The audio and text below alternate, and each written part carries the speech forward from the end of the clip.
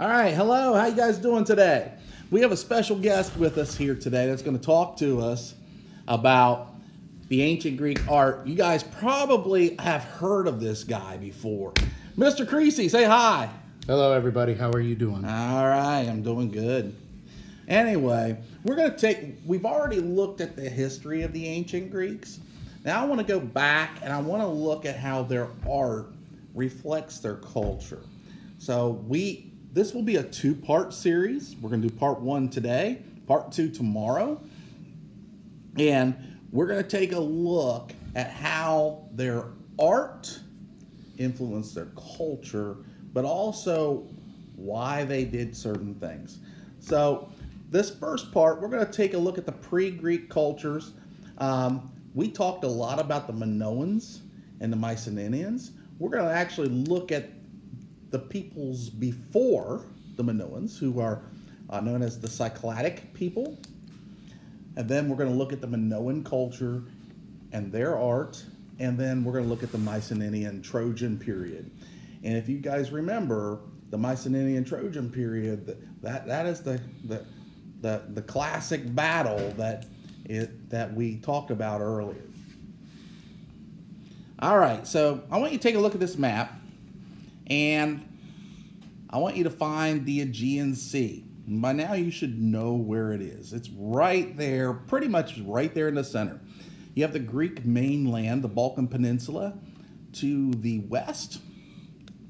To the east, you have Asia Minor, or Anatolia. And at one point in history, that's going to be under control of the Persian Empire, except right along the coast. And between Crete and the mainland of Thrace and Macedonia, you're going to see a set of islands, and those are known as the Cyclades Islands. And it was in this region that some of the earliest art we're going to take a look at here comes from. All right, Mr. Creecy, you're the expert here. Yeah. So as much as I can be, yes. All right. So what makes Cycladic art unique, and what from Cycladic art impacted later Greek art, if I may ask? Well, the main thing about Cycladic art is that it's very, very consistent. Now, I don't have any examples on this particular PowerPoint, but we have examples of straight up and down figures that have folded arms so that they are close to the body and they're easily sculptable.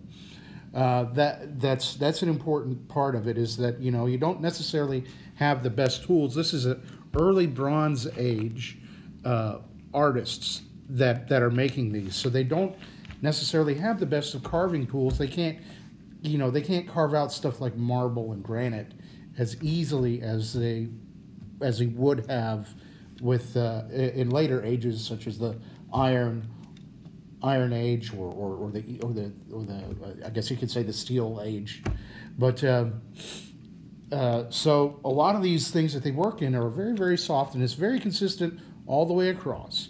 Also, most of these things that we are going to look at today are found in what's called a necropolis. Now, what is a necropolis? That's the high hill in the center of the city-state where they would meet, correct? Necropolis. Oh, necropolis. I misunderstood what you said. Help me out here, necropolis. Necropolis literally means city of the dead. Oh, okay. So a necropolis is basically a cemetery. Okay. The cemetery, and they would find these items very much like a Neolithic tribe. You would find little stone items and stuff whenever you find a proper burial place because I know there's an awful lot of Neolithic sites where there's a lot of people just dead. And most of these items are small, am I correct? Oh, yes. Most of them are very small, which tells them that they're mobile people. Yes, you think back to the Venus of Willendorf, where it's only 10 centimeters tall, because you needed to be able to fit it in a pocket and walk around. Now, of course, these are on islands. There's not a whole lot of traveling around that right now, unless you go from island to island. So, but even so, if you are slightly mobile, because you got to remember, this is right between the late Neolithic and the early Bronze Age. As you can see, this is 2750 BC. And the Bronze Age started at about 3000 BC. So we're only about if this dating is correct, only about 250 years into the Bronze Age. And the Bronze Age is going to start in different places at different times. I pointed that out to the students earlier, but most of them probably forget. But still, in general, the rough estimate is probably what, 3000 to 1000 BC. Yeah, in that time period. Yeah. Yeah, and but here's a better example of the style of Cycladic art. You can see here they have a very flat-topped head, very rudimentary ears. There's very little facial features. You got a nose and some lips and a very long neck. You'll see that in a lot of Cycladic art. The next one... Is there a reason for the long neck, or is it just a trait that they tended to have? We don't really know. I don't think know. we have. They do have a tendency, though. I have talked about it before in class, in my art class, that you have your figurative art and then you have more abstract work, and this is very much still learning the figure, I think. So it's going to be a little bit different, and sometimes it's things like that you emphasize that you like. Perhaps the long neck was valued as a beautiful feature in the Cycladic people. You never know, not particularly, but they could have had some value in having a long neck, but and that's the Egyptians at that time period valued a long neck. So I don't know if that had, and they're kind of neighbors. Yes, they are. Yeah. I mean, it wouldn't take too much for an Egyptian to get up into the Cyclades, too much, or up into Crete, for that matter. But that's still Old Kingdom period, so that's way back still. So if we're talking, when we're looking at this, we're looking at this being made about the time in Egypt of the earliest pyramids being built. Mm-hmm. So. Well, and if you look at the Egyptian art at the time, it was much more. It was very figurative too. Yeah. So, anyway, and this is a different harpist from what we saw before, but you can see that theme going throughout. This tell what are some, just by looking at this, Mr. Sprague. What can you determine from the Cycladic people? What are some things that they had? Well, they had a harp, obviously. So obviously they had music. Yes. They had they had furniture because they're sitting in a chair. Mm-hmm. These are all small, though. Correct? Is this small as well? I believe so. Yes. They I don't think we found any of these much more than 20 or 30 centimeters tall. That tells me they're a trading people. And the reason I'm saying that is because they would need small things. Small things are things that can be traded and are easily moved from one place to the next. Mm. What about the delicacy of this piece? You can see that it's missing hands. But so it might have broken fairly easily. Broke off, I guess. Yeah. Mm. It's very abstract in my mind. Yes. If you notice, there's no eyebrows. The head is elongated. The neck is very thick, right? Yes. There's an awful lot of minor details that you can look at with this thing that make you wonder that maybe it could be one of two things. Either they are still figuring out the figure, how to do it, or they didn't want it. Or maybe they didn't want it to be representative of anybody. Maybe there was a taboo about that, right? Quite possibly. Or maybe they didn't. Or maybe, like I said, they valued certain things. For example, the long neck. Maybe they valued a long neck in a wife, or spouse or something like that. Yes. So, there's a lot of supposition in there, but you can come to some interesting theories and conclusions just by looking at the art, I think. It is quite interesting. One of the things I do know is, just generally speaking across cultures, is as art became more abstract, it also led to writing. So, for example, with the Phoenicians, you begin to have writing. You have writing developing in Egypt at this time period as well, even though it's hieroglyphic, and the Egyptians were still very literal. Yeah, well, and the Babylonians were still pretty pictographic as well at this time. Yeah, but they were beginning to develop writing. And if you looked at the cave art from before, the oldest cave art was actually quite literal, and as time went on, their abstract elements started to come in. Mm-hmm. I don't know. That's just something I think. But Mm-hmm. all right, so we are back to this map, and the Cycladic people again were these islands in between the Peloponnesian Peninsula and Asia Minor, and now we're going to go to the south. So if you take the Cycladic Islands and the Peloponnesian Peninsula and Asia Minor, and then you take the islands to the south of the Cycladic Islands, that area is known as the Sea of Crete. And Crete is home of the Minoans. And if you guys remember the Minoans, these were the guys that like to jump over bulls and that kind of stuff. We're going to take a look at their art, though. What does their art specifically say about them?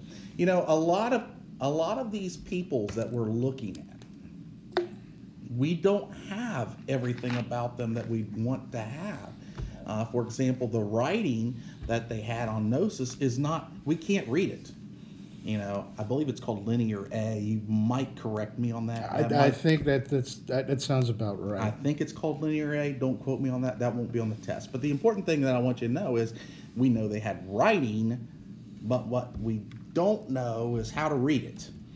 But what we can determine is we can determine a lot about their culture by their artwork, especially their fresco painting, and which we're going to look at in another video how fresco is done, and by their architecture as well.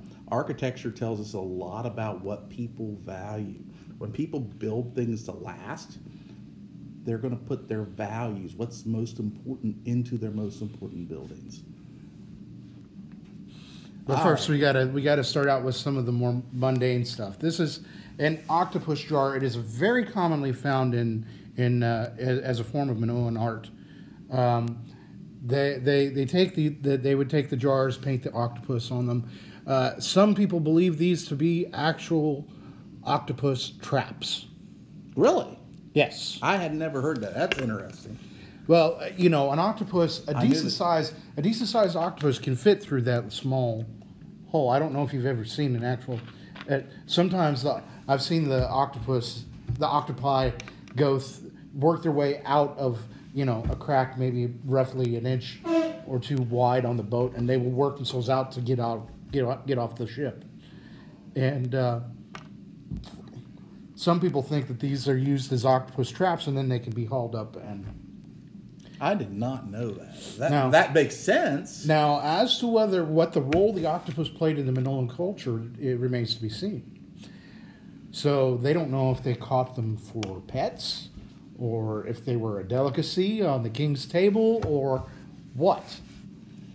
But if you look, you see this particular one is sort of donut shaped, and it's got a middle bit that's together. Yeah. So some people think that these were dropped in the water and they had like a line on them, sort of like a crab trap or something like that, and they would let the octopus slip in, and then they pull it up really fast to capture the octopus. So. That's interesting. Yeah. That is interesting. I did know that the Minoans had octopi everywhere on their paintings, but I did not know they thought these were traps. That's interesting. That is just supposition, I believe. It's not necessarily fact. So this is another octopus, or is this a squid? This one's a much more stylized octopus. Okay. It doesn't have the suckers like the other one, but if you notice, down near the bottom here, we have some depictions of fish as well. So, if we got fish and octopus on their pottery, what do you think what sort of conclusions can we jump to for the Minoan culture? Well, the fishing was a big part of their survival. Would be 1, 2, trade. I would say trade is possibly part of it because they're going to be reliant upon the sea. Mm-hmm. And farming is going to be an issue, I would think, on an island. On most islands. Yes. Now, at least for the sake of the sorry. That's okay. I'll go back the wrong way. At least for the sake of the octopus jars, though, I am not sure that we've ever found them far away from Crete, though. So they may be a very local type of feature. Could they have been worshipped, do you think, or? There could be an aspect of worship that they've never discovered, but that would all be speculation, though. I think. I'm just asking questions on this. Yeah. Well, and those are the types of questions that you would ask, and maybe try to get answers to if you go and get your archaeology degree and go start digging. So I'm going to pause this video for the class. And you guys in class, I want you to tell me what you think this represented. Do you think it was part of the worship? Do you think it was... What do you think, especially this particular one? This one, it's highly likely is a trap, in my mind. In my mind, I don't really think this one would be as much of a trap. This seems like it's more now as an added note, we will see this shape of vase later on too, in the form of what's called an amphora. And what's an amphora? An amphora would be basically a shipping container, a early history version of a shipping container. Oh, that's what they would ship. Especially like the Romans and Hannibal's people. What were Carthaginians. Yeah, the Carthaginians. Carthaginians were big on trading. Yes, and they would put their stuff in vessels like this, put them on ships to send them out. And the Carthaginians are the descendants of the Phoenicians. Yes. So at this time period, it would have been the Phoenicians. Mm-hmm. So, but it's a very similar shape to what they have, and if we get into later Rome, we will see certain things about the amphora that are very interesting. Cool. All right. Oops, I didn't mean for that to happen. Well, it was actually pretty appropriate since what the main focus of what we're looking at is right there, isn't it? Yes, it is. And so, this is the Palace of Gnosis. Many people feel this is where King Minos basically was. What we do know is it did have a lot of rooms. Yes, it was it was a very big facility. Definitely one of the biggest pre-Roman palaces, I guess you could say, made in the world at that time period. May have been the biggest at that time period. Well, just shy of maybe the pyramids, like you were mentioning before. The early pyramids may have been bigger. I'm not sure. Yeah, and it's the early pyramids. It's not the big one. Yeah. But the big ones are coming around 2500 BC. So yeah, so we're very close to that. Yes. All right. So you'll notice that there is the bull, and the bull worship in Minoan culture. How much do you think that had to do with the story of the Minotaur, which... I don't think it had much to do with it at all. You really don't? I think that the bull worship actually was... This is just all theory, but I believe that the bull worship actually inspired the story of the Minotaur. Now, I believe that. because I think, in a way, that story is awful political. Oh yeah. It's Oh yeah. If you And that was kind of my point with the question. yeah, if you delve deep enough into that story, you find out some pretty rough stuff. And if you read it in a certain way, it definitely sounds like they were downplaying the Minoans a lot. Yeah. In spite of all their advances, you realize that they had plumbing before the Greeks. Oh yes. Or Yeah. And they were a very accomplished. They were a very accomplished society. They were the wealthiest people of their day. Yes, they were the Carthage of their day. Yeah, they were very wealthy. To give you something to compare it to, in Mesopotamia, you still have the Sumerian city-states. And, well, by this time, actually, we're at the old Babylonian Empire, so I got to take that back with 1500 BC. Mm-hmm. But you have, but still, the old Babylonian Empire was not nearly as wealthy as Gnosis. Well, and Gnosis was at a very strategic point in the trade routes. Oh yes. So if we could go back and look at that map, I'm going to do that. And if you look here on the island of Crete, here's Asia Minor. If you continued over south of Asia Minor, there you have what today is referred to as the Holy Land.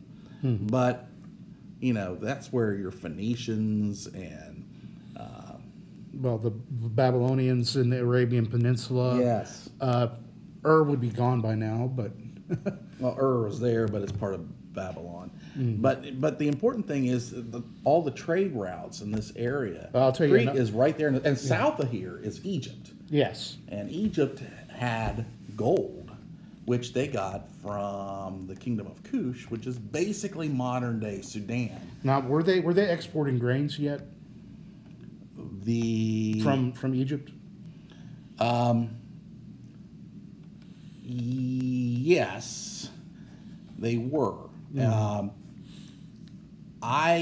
this is just a personal suspicion. I suspect that Gnosis got most of their grains from the Mycenaeans. Probably They got most of their grain from their descendants around the Black Sea in what is called the Chernozem soil region. And the Chernozem soil region is the region north of the Black Sea. And that is... Well, that would be a much safer route rather than the open Mediterranean, that's for sure. Well, that's also what led to the war with Troy, and we'll get into that in a little bit. But you think of it, the currents south of Crete are treacherous. Yeah. So in the lee of Crete is Knossos. The lee side, the calm side of Crete would be Knossos. Yes. So. All right, so let's go back over here. And so we have bull leaping, which basically, from the pictures depicted, it looks like they're running at a bull and then vaulting and tumbling over it. Over it, which you could argue is a forerunner of the modern Olympic sport of the vault. The horse? Yeah, the pommel horse, which doesn't look much like a pommel horse like we used to. It's now more of a roundish shape. But in some ways, that might have been more like what a bull would have been like, a wider base to vault off of. Yeah. Well, and it's definitely that. But here's the question: from what you have read, who did this? Do you know? Do you have any suppositions as to who would participate in bullfighting like this? From the picture? Mm-hmm. Well, it doesn't matter just from the picture. From the picture, I would say it would be slaves that were brought in. And that is mostly what they suppose that they did. They would have these slaves that would athletically train to become bullfighters. Which kind of, to me, in my mind, if you go with a less literal version of what the Minotaur was, you can kind of see where the Minotaur ate the people that Athens had sent as tribute. You know, if you look at it less literal, I really think that this is that the connection here with that story was basically to demonize, for lack of a better word, demonize the Minoans. Like I said, you know, that's very much a political move, in my opinion, and especially since, you know, by the time that story got written, probably Athens was much better off, you know, as a city state and everything, because that's the thing, is that at this time Greece was all individual little city states. Yes. I mean, this is when you had Sparta. This is when you had Mycenae. This is when you had a king at Athens, king at Athens, and, you know, all these different little places had kings, basically. Yes, they were individual little countries. And I tell my students this, that when you hear the word city-state, I want you to think city-country. That's something that I think is missed when we say city-state, because in the United States we use the word state differently than its original definition. Yeah. Today we have it as part of a nation. You know, we have 50 states in the United States. Yeah, I mean, and a city-state back then would probably not be much bigger than Wood County. No, it wouldn't. It wouldn't. That would be about as far as a king could extend his power. Well, in the Greek lands, yes, and because that's all the geography. Hills. Yeah, well, yeah, and again, that's where, you know, West Virginia and Greece are very similar. Is that they have a very hilly country. Yes. And you have to do certain things to get it to work for you. Fast forward into the early 1900s, that's why a lot of Greek descendants when they came to the United States, actually came to the coal mines of Appalachia, of Western Pennsylvania, and West Virginia, and Kentucky. You had a lot of Greek and Italian. Yeah. That's why we have such wonderful Italian food in West Virginia. Pepperoni rolls! That's yes! Right. All right. Here we have boys boxing. Yes, boxing is that old of a sport. Yes, it is. Might be older. Oh. Frankly, it's probably one of the first sports. Probably goes back to Cain and Abel, really. If you want to go back like that, yeah, it probably goes all the way back to Cain and Abel. But though here we have, this has actually been restored slightly. If you take a look, you can see where the original parts are, where it's all crumbly, and then you can see where they replaced it, which is much more clear and clean. Now, there's some very interesting things that go on in this. What's that hairstyle they've got going right there, do you think? Oh, is that the snakes? Well, but the hairstyle, dreads, yeah. So you think you're all forward thinking if you have your dreads now, but dreads are quite old. Actually. That's right. Yes, they're bringing them back. But the interesting that this is a very good example of, well, we were talking about fresco before, and this is actually a pretty good place to talk about it. Is that fresco is made by, you take plaster, you know, clean plaster, you put it on the wall, and while it is still wet, you add paint to it. And then the paint soaks into the wet plaster and stays for a while, and that's why you can still make out on the original plaster that's still there, the boxers that are in there. Ironically, I don't think the fix-up is fresco. I don't think that, no. And so 300 years from now, the touch-up will likely be gone. That's right, unless they keep touching it up. And the fresco will likely still be there. Yes. Yeah, and that was the advantage of fresco paint. Excuse me. All right, so we're going to take a look at this one more time. And on this map, we already mentioned it a little bit. Mycenae is on the Peloponnesian Peninsula, or Peloponnesus, and just south of Corinth. Just south of Corinth. Which is a Roman. Well, yeah, because it was also Greek as well. But Corinth was a minor city-state that was basically... Well, I think they made their money. They probably made their money from portages, basically. Yeah, that's what they did. They controlled the Gulf of Corinth, and they controlled they basically controlled the trade between Athens and Sparta as middlemen, and that's about it. Yeah. They really weren't a strong city state for most of Greek history, but they were around.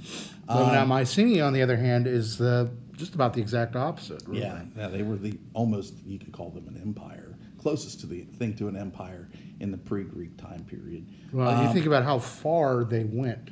Yes, and they were the descendants, we already talked about this, of the people in what is the modern country of Ukraine, which, by the way, is a hot boiling point between Russia and Ukraine right now, with the Crimean Peninsula and the Sea of Azov and all that. We're not going to get too much into that, but the reason that is a big deal is because that region has the best farmland in the Eastern Hemisphere. That is the equivalent of the Midwest. It is the breadbasket of Europe. It is. And so it was here that you could get the best grain, not just a lot of it, but the best grain. You could get grain from Egypt, but frankly, it wasn't going to be the best. The soil, even though the floods made the soil fertile, was not nearly as fertile as the Chernozem soil. I mean, when I went to the Midwest, well, I mean, it's so fertile up there that when it fed down into Arabia or into Babylon, that was crucial for their harvest too, which is why, because of all the, one of the things that really affected Babylon was their, 300-year long drought, basically. And because that soil came down from Ukraine and Albania and that area down into that. When the Tigris would flood. The name of the sea is that the Chernozem soil surrounds is the Black Sea. And that is because the soil was this thick. It's just like the Midwest, 6 foot deep in some areas. Just like out in Illinois where you have 6 foot topsoil out there. And it's just nice. A beautiful soil. But the Mycenaeans were originally colonists of those people. And then they worshipped war. And they moved down and they established a colony at Mycenae. Well, as time went along, Mycenae actually became more powerful than the original people they left, but they were still dependent upon the original people that they left for their culture, their religion, and especially their food. And if you look, they're going to have to go through the Black Sea, the Dardanelles, the Bosphorus, and the Sea of Marmara. And on the Dardanelles, there you have the city-state of Troy. So we're going to take a look at this, and the students know the story by this point. But well, in that case, let's go ahead to the next one, because this is, I will tell you this right now, this is mislabeled. I understand that, yeah. Because if you remember your Trojan story, you will know who Agamemnon is. He was basically the leader of the Greeks, right? Yes. And he was the leader of the Greeks, brother of Menelaus, who lost his wife Helen to that young upstart Paris, right? Yes. And then Paris took her and fled to the city-state of Troy. Well, and then Agamemnon, after some certain amount of time, had to help his bro, and formed what's the closest thing we've ever seen to a unified Greece army, a unified Greek army. And when we're saying Greek here, we're talking about Greek mainland. Yes. Yeah, we're not talking about, because we're not, if you include Greek with the bigger sense, with the cyclic Yeah. Not as many of those. No. This is all mainly mainland Greece, like Thessaly and Athens and Sparta. Yes. Well, those that were were around then. I don't remember exactly who all was there. You would have to read Homer for that, but we're not going to do that. No. But that spot, Troy, was very strategic. Yes. Now, and you also got to remember too, back then the ocean level was higher, so Troy was actually on the beach. Correct. Now, you're not a fan of Schliemann. No. Okay. But one thing he did do was he took the myth a little more literal. We're finding what he did it. He did it. I think he did it for sensationalism. Yes. All right. Now, You got it. this guy, Heinrich Schliemann, some people consider him the father of archaeology. Some of them consider him a grave robber sensationalist. So now I am more into the sensationalist category, because what he would do is he would find something like this. It's a beautiful gold funerary mask. It was Mycenaean, and he would say, this must have been in King Agamemnon's grave, so we will call it the Mask of King Agamemnon. But he didn't prove. He had no providence at all to prove that, and his methods were deplorable.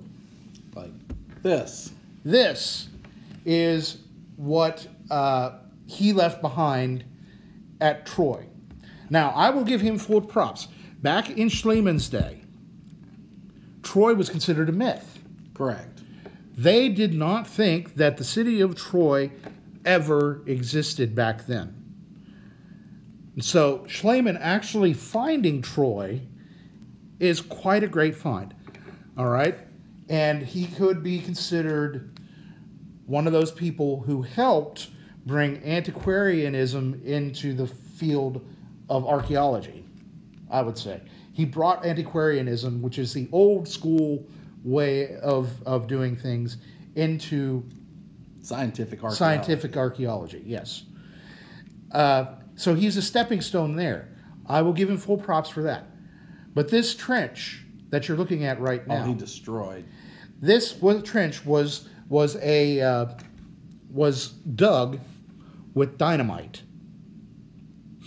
An archaeologist today would probably faint if you ever brought a stick of dynamite to a site, because, well, not only is it dynamite, it's dangerous, but It blows stuff up. It destroys everything. It destroys everything. Now, here's the thing about Troy. Troy had multiple cities built on top of each other. Yes, it had been destroyed and rebuilt And several times. I'm yes. wanting to say it's 9 times, and I 9 may be to off. 11. Yeah, it's a lot. And the Troy that we were looking at for during this period of the Trojan War would have been, I think, Troy 4. Yes. Okay, and that's the 4th one from the original, if I'm saying this right, or is it 4th one down? Do you know? When you're using the, boy, you caught me off guard there. Good, I'm keeping you on your toes. Principle of uniformity. There's what I was looking for. When you're using the principle of uniformity, the bottom is the oldest unless something has forced the geologic forces To turn it, which did not happen here in this case. So the 4th from the bottom would be the 4th oldest. Yeah. And so he's blowing through 5 or 7 layers. Yes. Just blows it up. Yes, and destroys any artifacts that were in that zone. Just so he could get this one, which he thought would be the right one. He was thinking it was the right one, and he was lucky enough to be right. It was a guess. Yes. So he's very, very nonchalant about this. He blew through 7 layers of history to get to the one that he wanted to. No research into the subsequent. That's lost forever. Yes, it's done. It's blown to smithereens, literally.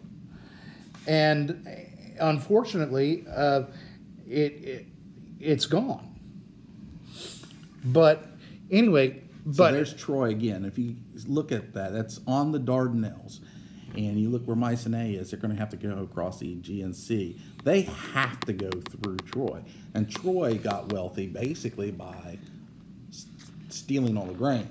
Taxing and stuff like that. I mean, one of the things about Troy that I've heard from that time period is, you don't find nearly the amount of farms surrounding Troy to support the population that we know Troy had. So what were they doing? They were stealing off the grain ships of Mycenae. And the theory is that the war was really not about Helen. It was really about resources, which most wars really usually are. Everybody hates the middleman, so. And in Greek wars in the Balkan and Peloponnesian Peninsula usually were about farms. That's why they developed the style of fighting they did with the phalanx and the tight formation.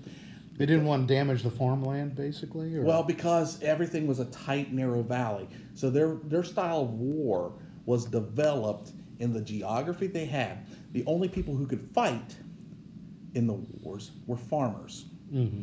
In fact, when a slave came in and started shooting arrows into the phalanxes, that was the largest dishonor that they could have. The style of fighting was designed to end it quickly in a day, so that they could go back to their farms, the ones that survived. And the number one cause of death in Greek warfare, I know this is a little off the subject, but I'm going to throw this out. The number one cause of death in Greek warfare was actually trampling, because once you were wounded, you were to lay down and put your shield on top of you, so the person behind you could step on top of you to protect that hole, to protect the men to your side, because they literally link shield to shield. And the most powerful, the most deadly cut, for lack of a better way of saying it, was actually the downward thrust to the legs, not to the head or chest area like you would think of. Instead, it was the legs, the inside of the... like hamstrings and stuff? Yeah, that's where they would try to attack. It would be a downward thrust there, because once you were hit there, you were going to bleed out, and you were no longer able to stand up. So that was a place where the phalanx could push through. And of course, if you got damaged in that way, you had to allow them to step on you and basically kill you. Your own men killed you more than the other side. Victim of friendly fire. Yes. So, Mycenae. Yeah, we're back to Mycenae now. This is the Lion Gate at Mycenae. I think I have a closer picture of that. Yes, you do. Yeah, there it is. And as you can see, we've got a pillar and two lions flanking the pillar on top, and then we have a gigantic lintel. A lintel is the part that goes across the top of a door. Then the two side posts are called posts. So this is an interesting piece to look at, because it's very, very close to what we will see later, especially in later Greece and early Rome, is an arch.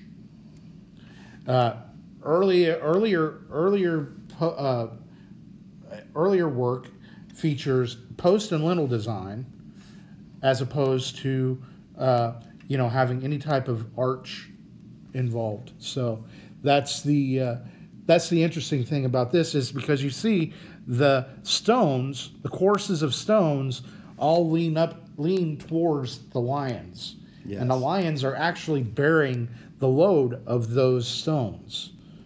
And you can see the top side of the lintel a little bit curved, as well as the lions. It sort of works almost like an opposite of almost like a keystone. Now, what'd you tell us about the lions, what they represent? Do you have much there? Well, I can tell you that they are probably Asian lions, or near Asian lions. I think they extended into Greece, didn't they? Do you know? They may have at this time period, if that makes sense. Yeah. You see, you got to remember, there was a time when lions and leopards and those types of things were actually rhinos, even were in Europe. And again, these people came from the Ukraine, lower Russian area. We tend to think of Russia like Moscow and St. Petersburg, where Siberia, and it's cold, right, in Siberia. But the very southern part of Russia, where Sochi is actually quite warm. It's a tropical area or subtropical area, much like what we would think of as Daytona. Not quite Miami, but Well, it Sochi doesn't is a lot quite get, like it doesn't my- get it doesn't like- get quite as much, nearly as much rain, I wouldn't think.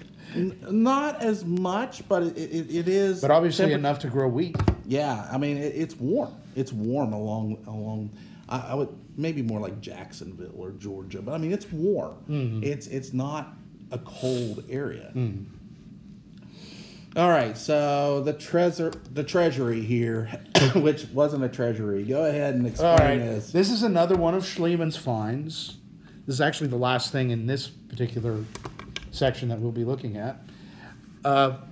Schliemann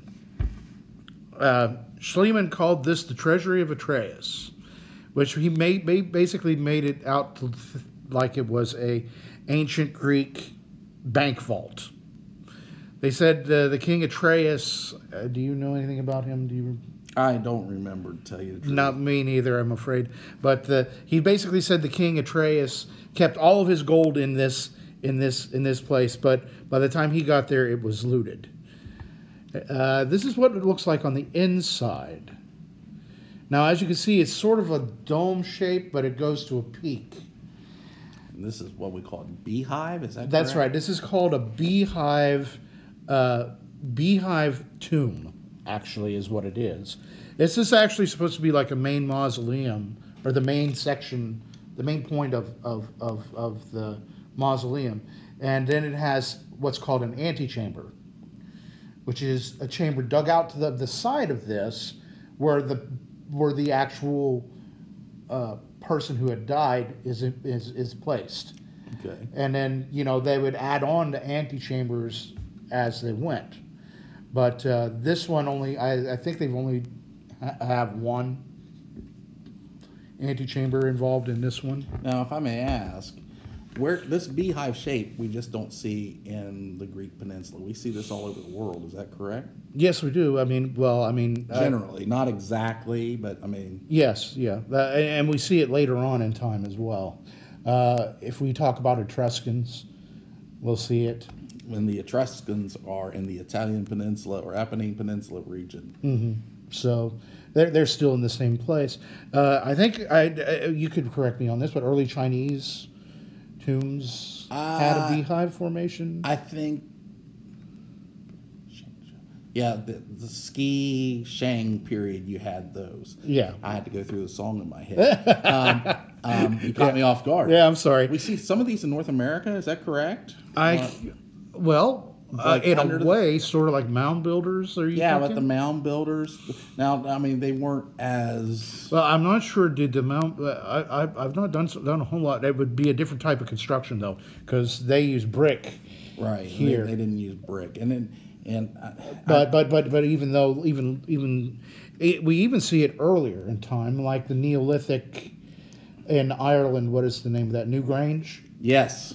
It's very similar to that type of construction. You see that lintel there, and then the little point at the top. Very similar to Newgrange, where the sun shines into it on winter solstice. Winter solstice, yes. And it has a very similar construction. Well, Mr. Creecy, we really appreciate you. Anything else you want to add before we?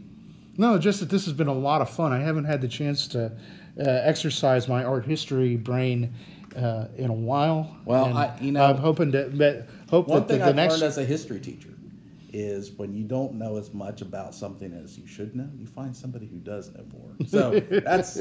I'm glad the kids. I bet you the kids are really happy that they listen to you. Yeah. All right. Well, and if they have any questions about the art history stuff, feel free to come and talk to me. all right, and that's the same with me. And if I don't know the answer, I'll try to point you the right way, which is probably Mr. Creecy. Yeah, I do have a girlfriend I can ask too. All right, you guys have a wonderful day, and we'll do part 2